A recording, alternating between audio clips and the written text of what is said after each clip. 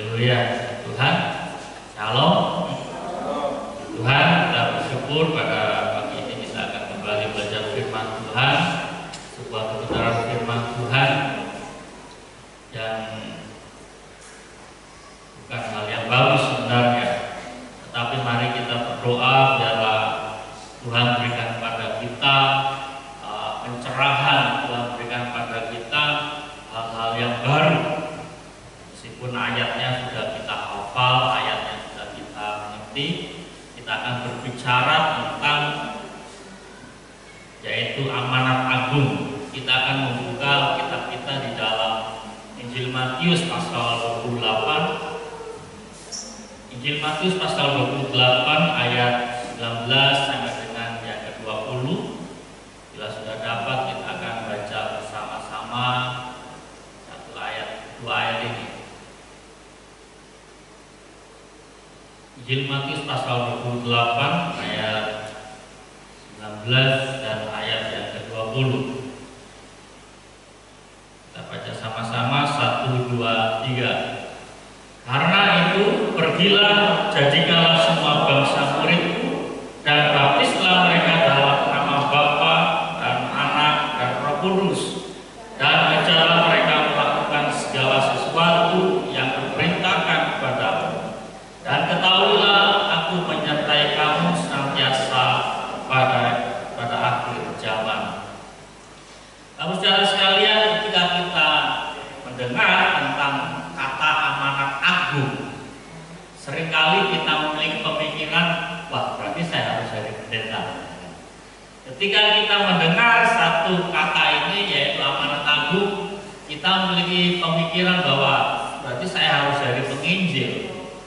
Tapi saudara sekalian, memang di dalam kalimat ini ada sebuah sistem yang namanya penyempitan.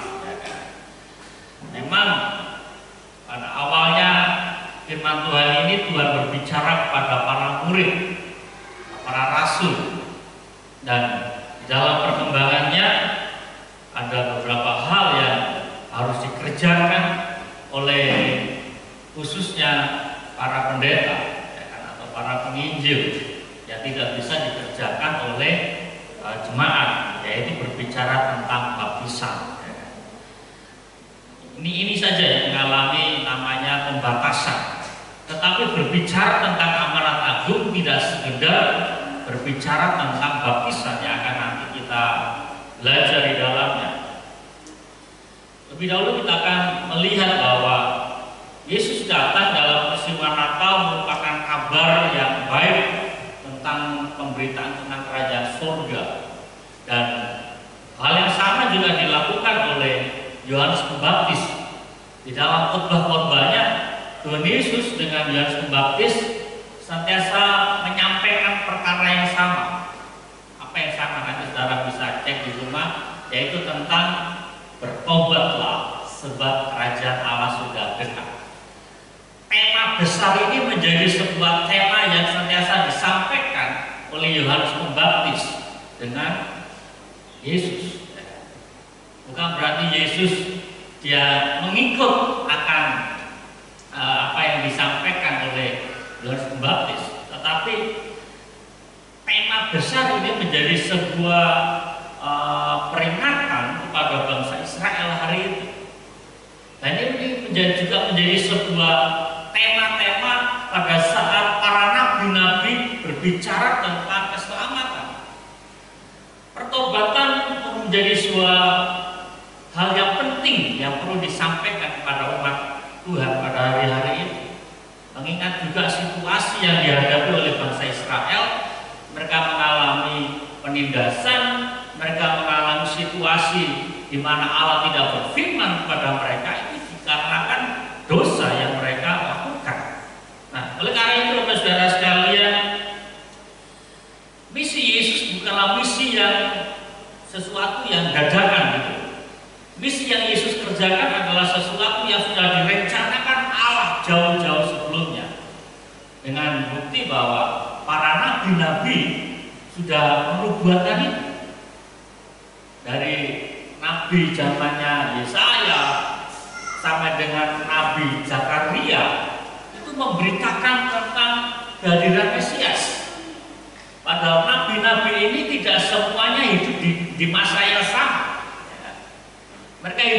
masa pelayanan yang berbeda, tahun yang berbeda, dan waktu yang cukup lama.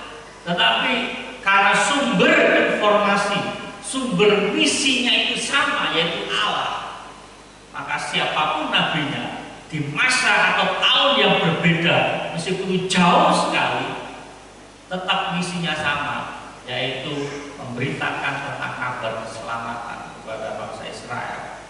Tapi saudara sekalian, di dalam pelayanan Tuhan Yesus yang boleh tergolong sangat singkat, ya, ini tokoh besar di masa yang sulit, tetapi masa pelayanannya sangat singkat, yaitu 3,5 tahun. Ya. Masa pelayanan Yesus sangat-sangat singkat, 3,5 tahun. Meskipun Yesus hidup 33 tahun setengah, ya. Kalau kita katakan Yesus mengawal pelayanannya pada saat dia berumur 30 tahun. Dari 0 sampai 30 tahun Yesus tidak melakukan pelayanan pemberitaan tentang kerajaan Allah. Tidak ada mujizat yang Yesus kerjakan sebelum peristiwa baptisan di Sungai Yordan. Tapi saudara sekalian, di masa yang singkat, pelayanan yang begitu singkat yang Yesus lakukan, kita tahu bahwa Yesus sudah mempersiapkan akan para murid yang kemudian juga disebut rasul. Dalam masa yang singkat, Yesus mempersiapkan, karena ia tahu bahwa masa yang singkat tidak cukup untuk membuat manusia ini banyak bertobat gitu.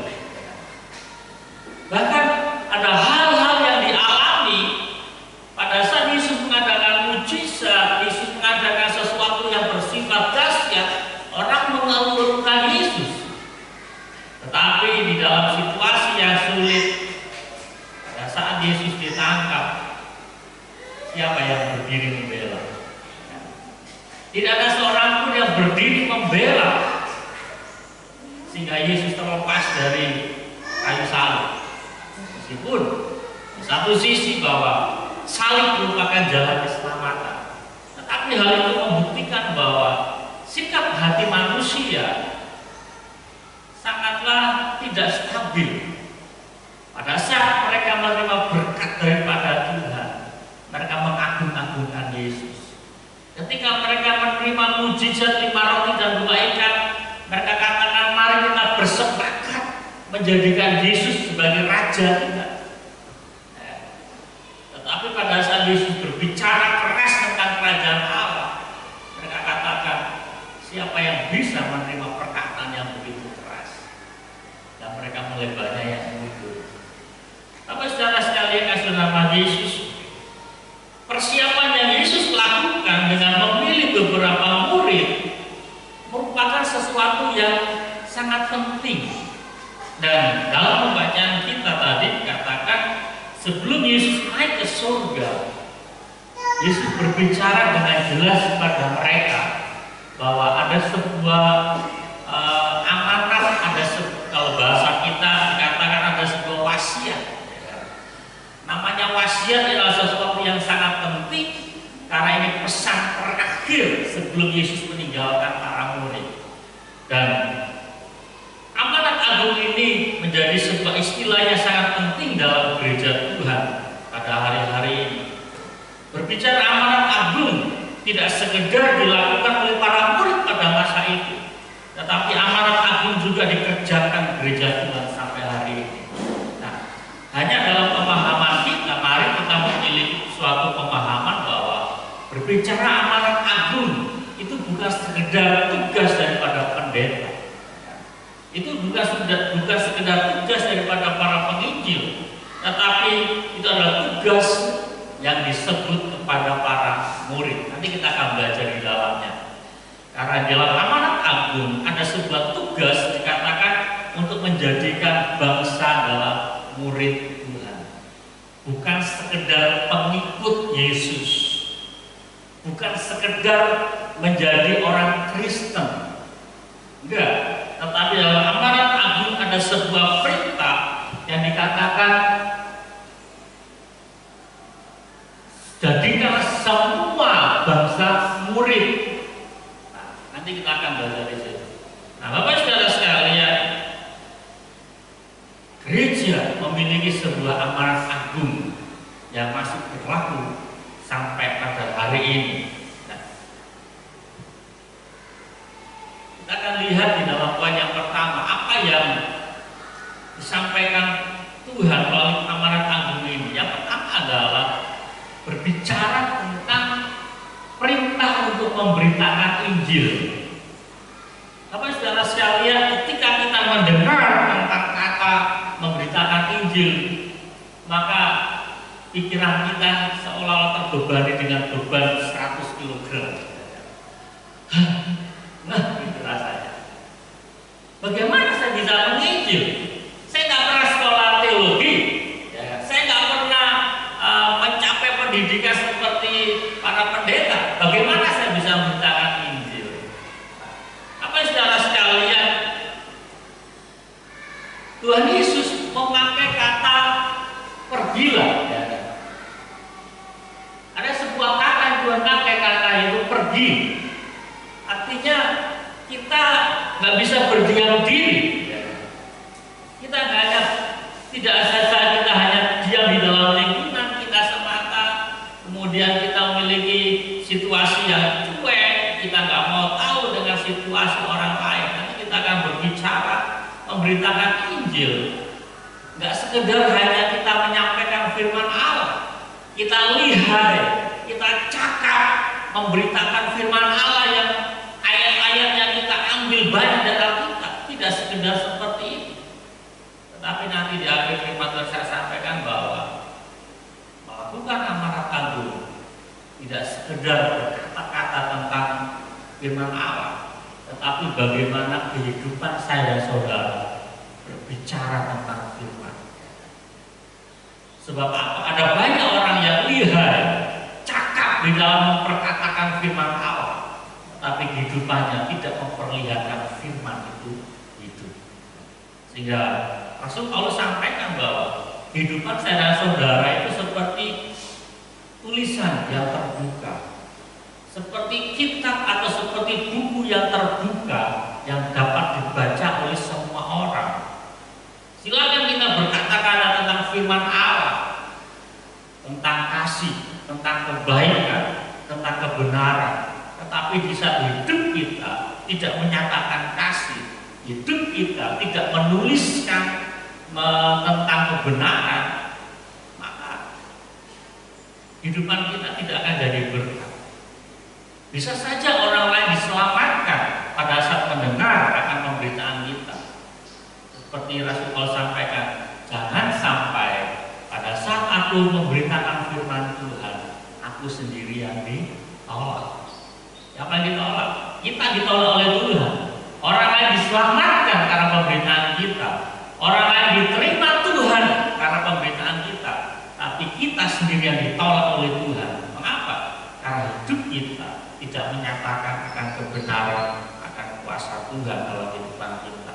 Nah, tapi saudara sekalian, berbicara tentang beritakan Injil, yang Yesus sampaikan adalah ini skupnya, ada skalanya adalah dunia.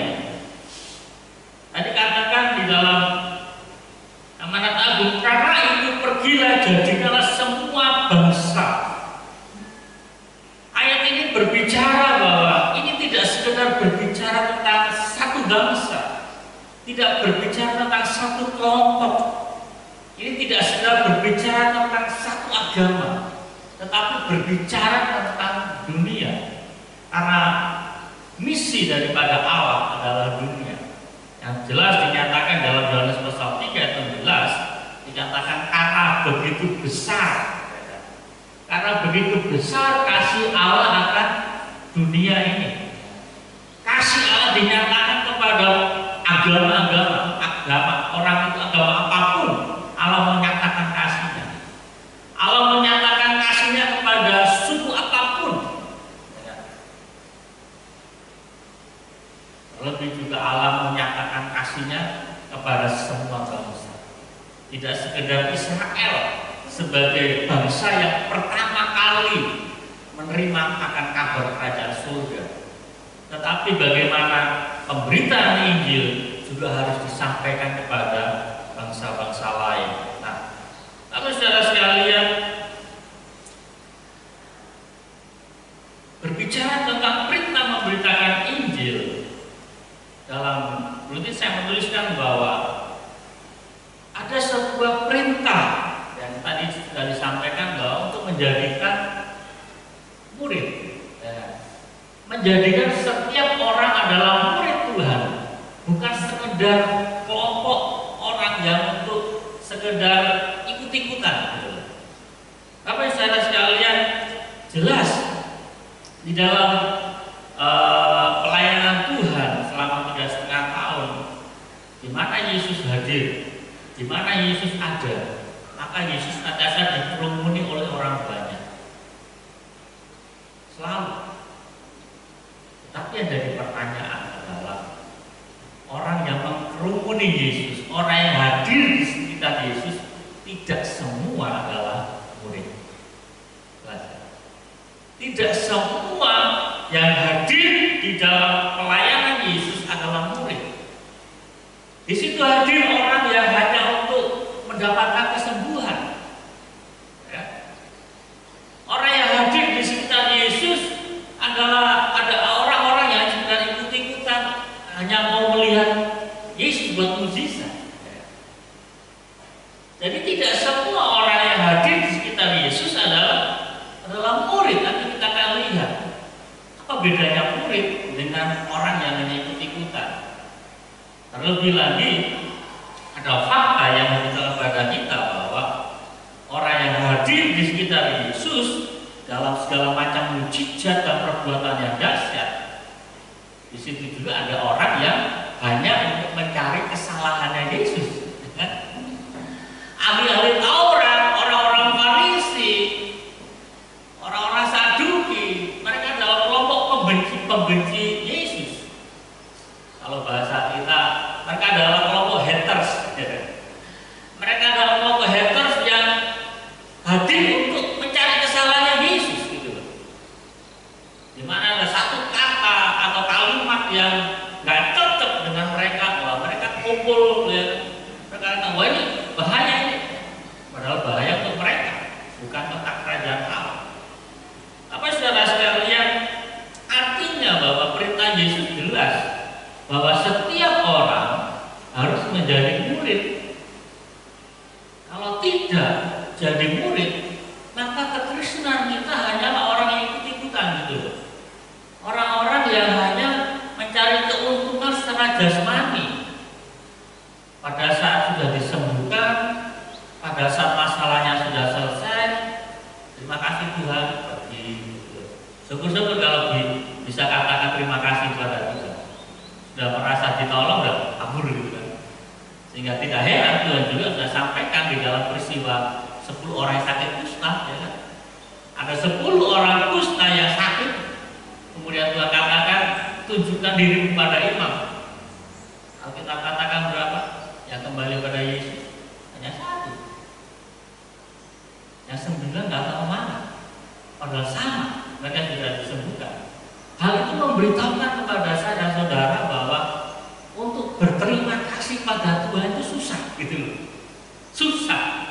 Kalau sudah terlanjur senang itu kadang-kadang lupa Tuhan.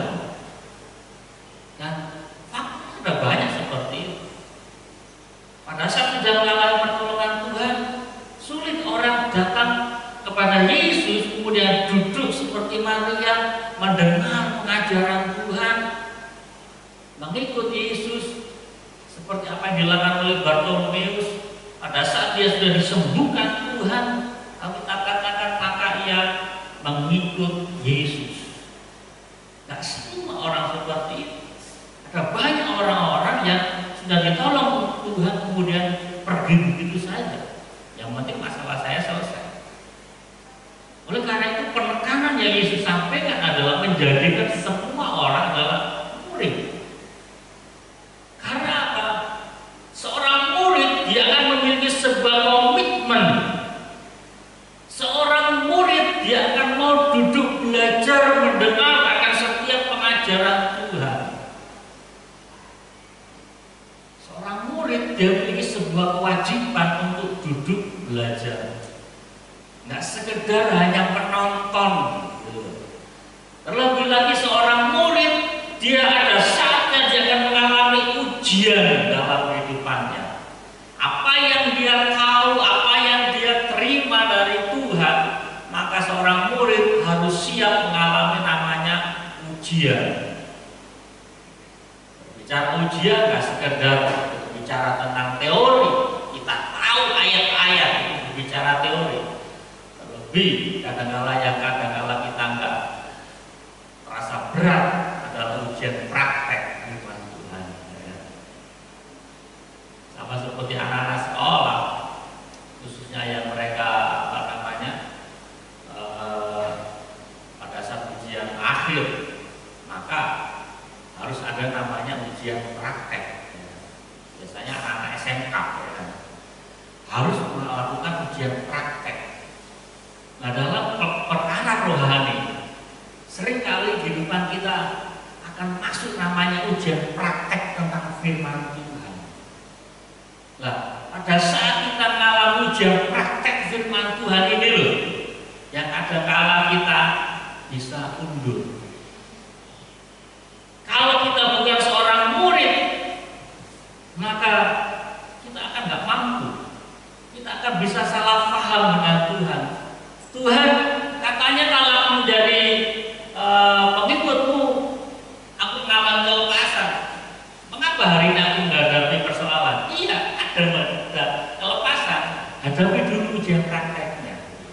Nah, pada saat kita menghadapi pergumulan dalam kehidupan kita masing-masing, dan kita memiliki sebuah komitmen sebagai seorang murid, maka kita akan hadapi apa yang Tuhan mau dalam kehidupan kita dengan kekuatan daripada Tuhan. Tapi saudara sekalian dalam nama Tuhan Yesus, seorang murid tidak menjadikan apa yang ia tahu hanya sebagai simbol. Artinya kita tahu banyak firman Tuhan, itu nggak sekedar sebagai simbol saja gitu. Gak sekedar sebagai pajangan semata. Di Facebook, kalau kita yang aktif di Facebook, ada banyak orang-orang yang upload ayat. Banyak banget. Mungkin hampir tiap hari upload ayat. Tapi pertanyaannya, apakah orang itu menghidupi ayat itu? Gak masalah kita upload ayat, tetapi lebih berbahagia kalau kita menghidupi ayat. Percuma kita upload ayat tentang kasih, tentang kebaikan, tetapi hidup kita tidak menyatakan tentang kasih, tidak ada faedahnya. Itu yang saya katakan, apa yang kita tahu hanya sekedar simbol. Seorang murid akan menjadikan apa yang ia tahu, yaitu dalam firman Tuhan, menjadi sebuah gaya hidup, sebagai gaya hidup, bukan sekedar simbol. Kita punya banyak simbol-simbol, apalagi yang perempuan, kalung, salibnya, simbol Kristen kan, anting-anting, ya. Semua simbol kekristenan bisa kita pakai, bahkan kaos, baju kita pakai simbol kekristenan. Tetapi bagaimana gaya hidup kita? Apakah gaya hidup kita melambangkan sebuah kekristenan yang sebenarnya? Perintah untuk memberitakan Injil, saya ulang sekali lagi, tidak sekedar hanya memperkatakan firman Allah, tetapi bagaimana memberitakan Injil adalah berbicara tentang hidup yang menjadi berkat. Pakai istilah orang dagang. Kalau saudara jualan di pasar, jualan baju, pastikan bahwa apa yang saudara pajang itu sesuatu yang bagus. Nggak mungkin kita akan pajang di etalase kita adalah baju yang jelek-jelek, kemudian bau, kecuali memang itu baju-baju yang second. Tetapi kalau kita mau harga baju kita ini berkualitas mahal, maka kita akan pajang baju kita yang bagus. Dan kalau orang pegang itu, wah ini bahannya bagus ya. Maka dengan pajangan baju-baju yang bagus, kita akan mudah berkata-kata, wah ini kualitasnya bagus tuh. Kemudian orang katanya berapa harganya? Ya, memang harganya di atas rata-rata, karena memang bagus kualitasnya. Dan orang akan bisa membelinya. Berbeda kalau yang kita pajang ini bajunya sudah kusut, kemudian ada noda-nodanya, bau lagi. Kemudian kita katakan, wah ini harganya di atas rata-rata loh. Orang nggak akan tertarik. Meskipun kita fasih berkata-kata, kita pandai berkata-kata yang bagus, tetapi kalau yang kita pajang ini kalau tidak sesuai dengan perkataan kita, orang nggak akan tertarik. Oleh karena itu kembali, mari, kekristenan bukanlah simbol semata, tetapi kekristenan adalah gaya hidup sejati seorang pengikut Kristus. Tapi saudara sekalian, perkara yang kedua yang kita akan berbicara adalah tentang baptisan. Saya tidak terlalu dalam berbicara tentang baptisan, karena ini juga yang menjadi poin penting di dalam amanat anggun. Dikatakan di dalam Kisah Para Rasul pasal 2 ayat 32, 38 dikatakan, bertobatlah dan hendaklah kamu masing-masing memberi dirimu dibaptis dalam nama Yesus. Tapi saudara sekalian, berbicara baptisan, hari-hari ini ada banyak macam atau cara orang dibaptis, dan sampai hari ini pun ini menjadi sebuah perdebatan di dalam beberapa doktrin gereja. Nah, ada mereka katakan dengan baptis selam, ada dengan percik, kemudian dengan ada lagi dengan bendera, semacam-macam. Nah, gereja kita ya kan, memakai pola apa yang Yesus sampaikan, yaitu dengan baptisan selam. Sebagaimana arti daripada kata baptis adalah ditenggelamkan. Nah, kita tidak berbicara mengapa gereja lain memakai cara yang berbeda. Kan? Mereka punya background sendiri, mereka punya alasan sendiri. Tetapi yang Tuhan perintahkan adalah bagaimana seseorang harus dibaptis. Tapi saudara sekalian, jelas melalui pernyataan daripada Yohanes Pembaptis hingga sampai dengan para rasul-rasul, seseorang dibaptis haruslah dengan diawali sebuah pertobatan. Ya. Meskipun ada banyak orang yang dibaptis secara praktek, ya, dalam prakteknya nggak semua orang bertobat, nggak semua. Sehingga tidak heran orang habis dibaptis, yang dulunya merokok masih merokok, ya kan? Yang dulunya sebelum dibaptis minum mabuk, setelah dibaptis masih mabuk, ya kan? Itu membuktikan bahwa tidak semua orang dibaptis karena diawali sebuah pertobatan. Lu kok bisa dibaptis, Pak? Ya bisa jadi karena dibaptis karena pernikahan, ya kan? Sebab kalau nggak dibaptis nggak bisa diberkati di gereja. Kalau memaksa nggak bisa, karena nanti pendetanya bisa digugat orang. Ya. Oh ini belum Kristen kok dinikahkan, nah, nanti jadi pelecehan agama, penistaan agama. Maka mau nggak mau supaya menghindari kasus hukum, ya harus dibaptis dulu sebagai tanda seorang Kristen. Dan ini fakta gitu loh, fakta terjadi. Sehingga hari ini meleset daripada apa yang Tuhan amanatkan di dalam kehidupan orang percaya. Baptisan yang benar harusnya diawali dengan sebuah pertobatan. Dan yang kedua, dikatakan ini, dan sebuah berkata memberi diri. Artinya apa? Masing-masing orang ini memberi diri gitu. Kesadaran, bukan dipaksa-paksa, bukan dirayu-rayu atau dibohongi. Ya kan?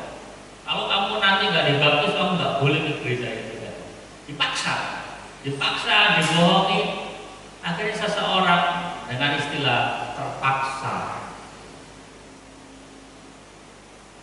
Tapi saudara sekalian, dalam pelayanan pengalaman kami, silakan orang yang belum dibaptis ke gereja, silakan. Tetapi pada saat mendengar firman Tuhan, harapan kami adalah mendengar firman Tuhan, kemudian hatinya diubahkan Tuhan, dan mencapai pola ini, memberi diri dibaptis dalam nama Yesus. Tapi saudara sekalian, baptisan ini mesti didasarkan, ini penting. Baptisan haruslah didasarkan iman kepada Tuhan Yesus Kristus sebagai juru selamat. Apapun alasan seseorang menjadi seorang Kristen, apapun alasannya, apakah karena pernikahan, apakah karena mendapat mimpi dan penglihatan, baptisan haruslah didasarkan pada iman kepada Yesus Kristus. Tapi saudara sekalian, meskipun ya kan, saya tulis dalam rutin bahwa meskipun pada saat kita sudah dibaptis, meskipun pada awalnya kita diawali dengan sebuah pertobatan dan pengakuan iman pada Tuhan bahwa Yesus adalah juru selamat, bukan berarti kita langsung menjadi orang yang sempurna ya. Bukan berarti pada saat kita sudah dibaptis kita akan menjadi seorang yang sempurna. Kita nggak bisa melakukan lagi kesalahan, kita nggak bisa melakukan dosa. Bisa. Oleh karena itu, bagaimana kita mengantisipasinya? Di dalam Mazmur pasal 119 ayat 105 katakan, firman-Mu itu pelita bagi kakiku dan terang bagi jalanku. Ini yang seringkali dilalaikan. Ya kan? Tadi saya katakan pada saat saudara dibaptis bukan berarti kita sudah langsung sempurna, kita nggak berdosa lagi. Di dalam perjalanan iman kita, di dalam kekristenan kita, jujur bahwa kadang-kadang kita bisa lemah dan jatuh. Oleh karena itu pentingnya tadi, kalau kita kembali mundur tadi sedikit, pentingnya kita menjadi seorang murid. Gitu. Pentingnya kita belajar firman Tuhan. Sebab firman Tuhan katakan, firman-Mu pelita bagi kakiku dan terang bagi jalanku.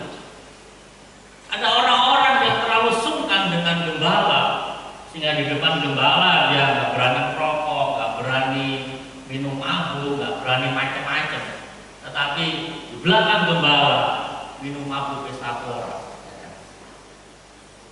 Nggak ada gunanya. Kekristenan seperti ini nggak ada gunanya gitu. Tetapi kalau kita menghidupi firman yang akan menerangi kita, kaki kita ini diterangi oleh firman Tuhan. Meskipun ada gembala dekat dengan di situ, ada pasangan kita, mungkin kadang-kadang ada orang-orang yang suami yang takut dengan istrinya, sehingga kalau dekat istrinya baik-baik manis, ya. Atau juga sebaliknya, seorang istri yang takut dengan suaminya, pas dekat dengan suaminya baik-baik, jaga mulut manis-manis, ya. Tapi saat suaminya jauh dari suaminya, lebar panjang.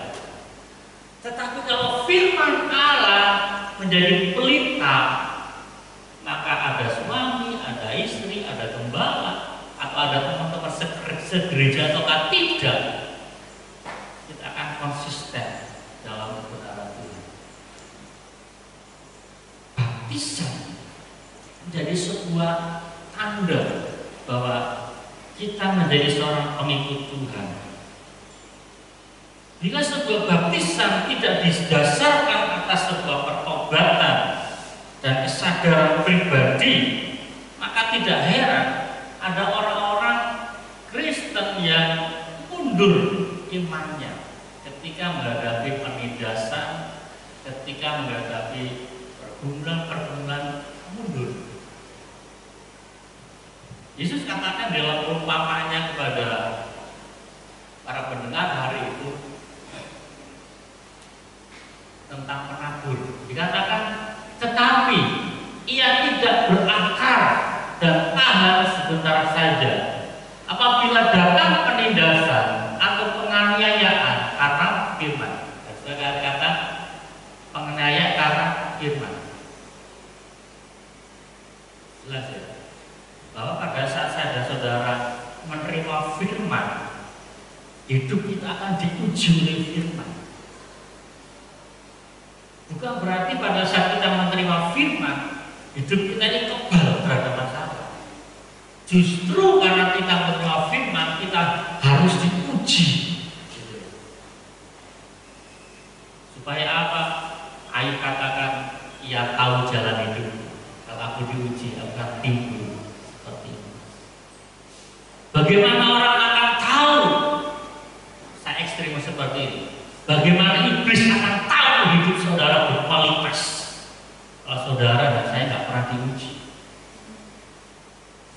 Saudara nggak akan terima nilai 100 kalau saudara nggak pernah terima ujian. Itu namanya penyuapan. Saudara dapat ijazah tapi nggak pernah dapat ujian, itu namanya penyuapan. Dan masalahnya Tuhan nggak bisa disuap. Tuhan nggak seperti dosen dunia. Tuhan nggak seperti universitas dunia yang hanya mengeluarkan sertifikat tanpa saudara diuji. Tuhan nggak bisa. Tuhan akan bangga dengan hidup saudara kalau saudara sudah masuk dalam ujian. Rasanya Tuhan akan katakan pada iblis, apakah engkau melihat hamba-Ku Daniel putih?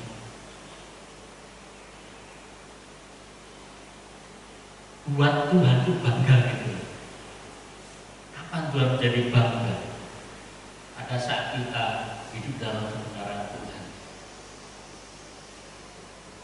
Dikatakan orang yang tidak berakal, gambarannya adalah orang yang tidak menjadi murid. Kata murid tadi sudah kita pelajari di atas. Gampang kan, seorang murid bagaimana dia menjadi seorang murid di sekolah? Dia harus isi formulir, ya kan? Dia daftar dan dia ikuti semua peraturan di sekolah itu. Ya. Seorang murid dia akan mendengar apa yang diajarkan gurunya. Seorang murid dia akan menerima ujian-ujian, namanya berakar. Sama seperti pohon, dia berakar dan dia akan menghisap akan sari-sari makanan. Dia akan konsisten, dia akan memiliki komitmen ada di tempat itu, gitu. Dia pribadi yang nggak mudah terombang-ambingkan, gambaran seperti berakar. Sama seperti sebuah pohon yang ditanam. Kalau dia itu hari ini ditanam, kemudian besok dicabut, wah ini cocok ini, kemudian dicabut lagi, dipindah lagi, apa yang terjadi? Pohon itu akan layu dan mati. Sama juga dengan kehidupan saudara-saudara. Bila kita tidak berakar, maka saudara-saudara tidak punya kemampuan untuk menerima, menghisap akan firman Tuhan. Dan bahayanya pada saat kita menghadapi ujian terhadap iman kita terhadap kebenaran firman Tuhan, maka kita akan menjadi orang yang sesat. Cepat atau lambat? Cepat atau lambat? Perkara yang ketiga ya, untuk kita belajar adalah berbicara tentang penyertaan Tuhan. Tapi saudara sekalian, amanat agung gak sekedar berbicara tentang perintah memberitakan Injil, tidak sekedar berbicara sebuah komitmen kita sebagai pengikut Tuhan, tetapi juga Tuhan berbicara tentang penyertaannya. Dikatakan dalam bacaan kita tadi, dan ajarlah mereka melakukan segala sesuatu yang telah kuperintahkan padamu, dan ketahuilah.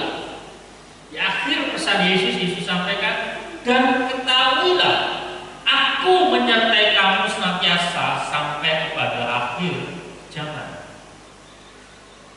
Tapi saudara sekalian, kalimat Yesus ini syarat atau penuh dengan kebenaran, penuh dengan sesuatu yang di luar kemampuan manusia. Apa yang di luar kemampuan manusia? Dalam ayat ini disampaikan bahwa dan ketahuilah aku menyertai kamu senantiasa sampai kepada akhir zaman. Kalau kita pikir janji Yesus ini, Yesus janji kepada para murid yang hidupnya lebih daripada 2000 tahun yang lalu. Mungkin kita berpikir, loh iya, kepada murid Yesus yang mendengar janji itu Yesus bisa menyertai. Tetapi bagaimana dengan saya yang hidup di tahun 2021? Apakah ayat ini berlaku buat saya atau tidak? Kan Yesus sudah di surga. Oleh karena itu saya katakan janji tentang penyertaan Tuhan adalah penuh dengan kuasa dan kebenaran Tuhan. Kita lihat di dalam ayat yang ke-18. Dikatakan Yesus mendekati mereka dan berkata, kepadamu telah diberikan segala kuasa di surga dan di bumi. Artinya setelah kebangkitan Yesus dari kematian, maka Yesus kembali kepada posisi adik kodratnya. Yesus kembali kepada keilahiannya yang sempurna, di mana Yesus tidak lagi dibatasi oleh ruang dan waktu. Selama 33 tahun setengah Yesus dibatasi. Dia maha kuasa, ya. Tetapi yang menjadi terbatas. Buktinya apa? Kalau Yesus ada di Yerusalem, Yesus tidak ada di Galilea. Meskipun dia masih Allah 100%, tapi yang membatasi. Sehingga bahasa dipakai oleh Paulus katakan yang mengosongkan dirinya. Meskipun ia tetap ilahi, ia tetap maha kuasa, tetapi ia tidak memakai kekuasaannya secara 100%. Kealahan Yesus tetap 100%, tetapi ia tidak memakai dalam paham istilah ini.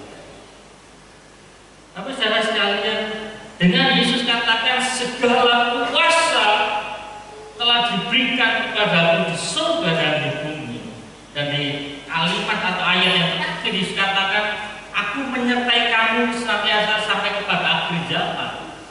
Ayat ini meneguhkan pada kita bahwa kalaupun Yesus berjanji pada 12 rasul dan beberapa murid yang mendengar itu, kalau kita katakan kurang lebih sekitar 500 orang murid yang mendengar tentang amanat agung, ayat itu juga janji Tuhan tentang penyertaannya juga berlaku pada kita. Kalau Tuhan berkata, aku menyertai kamu, artinya apa? Kita nggak berjalan sendiri.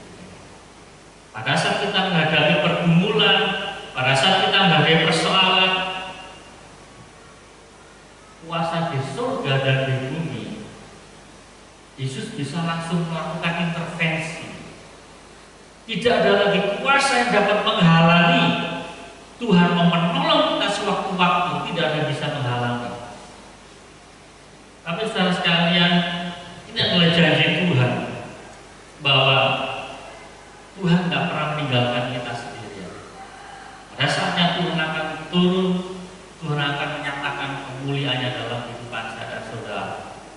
Dan apa yang Tuhan nyatakan pada kita pada hari-hari ini, Tuhan sudah memperlengkapi kita dengan sesuatu yang luar biasa, dengan kecanggihan yang luar biasa, dengan fasilitas yang luar biasa, dengan sesuatu yang lebih bebas.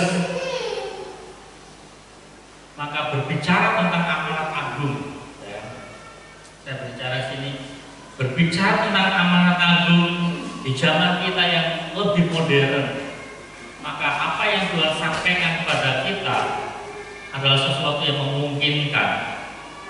Karena tadi dikatakan, karena itu pergilah jadikan semua bangsa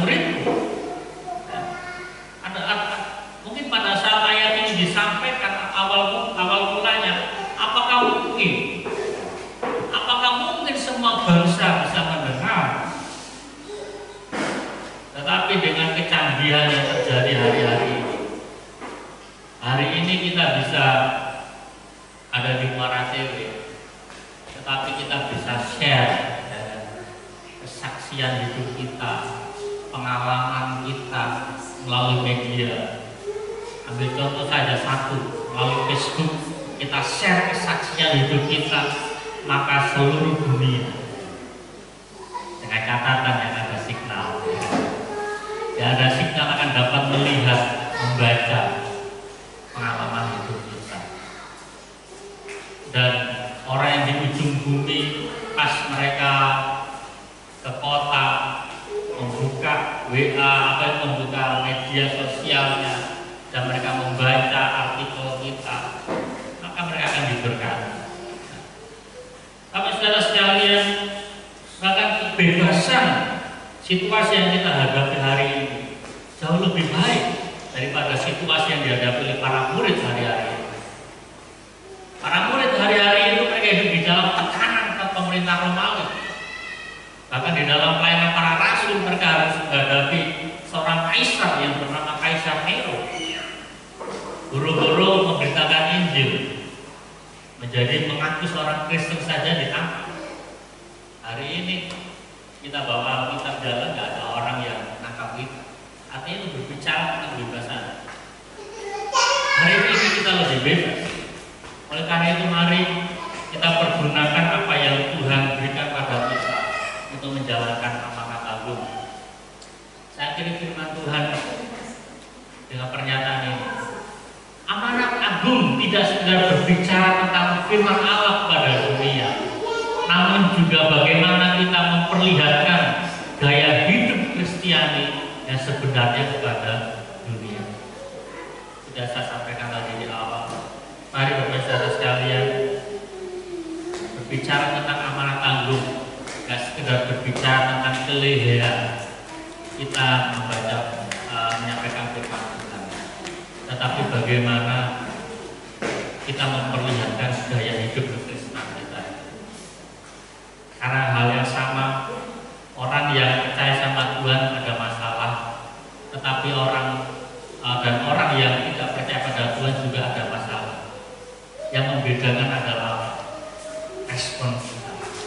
Akhir daripada kita menghadapi masalah itu bagaimana? Orang yang nggak percaya sama Tuhan, mereka nggak punya solusi. Jangan sampai kita memiliki respon yang sama dengan orang-orang dunia. Jalan kita berbeda. Saat kita punya pergumulan persoalan, Tuhan menyertai. Izinkan Tuhan intervensi dalam kehidupan kita. Jangan lakukan sendirian, jangan dengan kekuatan kita sendiri. Tuhan sudah berjanji, aku menyertai kamu hingga di sudahan alam. Artinya Tuhan siap turun tangan menolong kehidupan kita. Amanat agung gak sekedar berbicara tentang apa yang kita kerjakan, tetapi amanat agung juga berbicara tentang campur tangan Tuhan, penyertaan Tuhan dalam kehidupan saya dan saudara. Hal ini akan memampukan kita menyelesaikan amanat agung